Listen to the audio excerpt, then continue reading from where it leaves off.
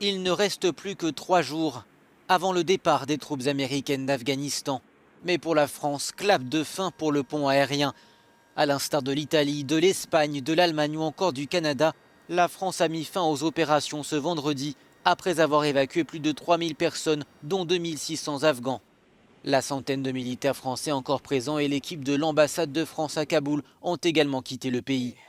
Mais plus de 5000 personnes sont toujours réfugiées à l'aéroport de Kaboul et les talibans ont affirmé avoir pris le contrôle de plusieurs parties de la structure, ce que le porte-parole du Pentagone a démenti.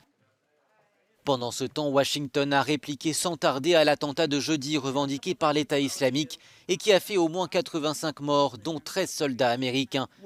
Les États-Unis ont mené une frappe de drone contre un organisateur du groupe État islamique en Afghanistan, une frappe lancée depuis l'extérieur du pays.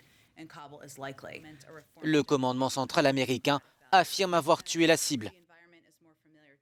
Lorsqu'on lui demande si l'objectif est de tuer ou de capturer vivants les auteurs de l'attaque, la porte-parole de la Maison-Blanche répond sans hésiter que le président américain souhaite les voir morts.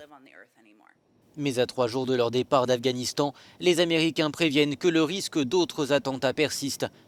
Au total, plus de 100 000 personnes ont été évacuées depuis le 14 août, veille de la prise de pouvoir des talibans. La plupart des pays ont désormais mis fin à leur pont aérien et même côté britannique, les exfiltrations connaissent leurs dernières heures.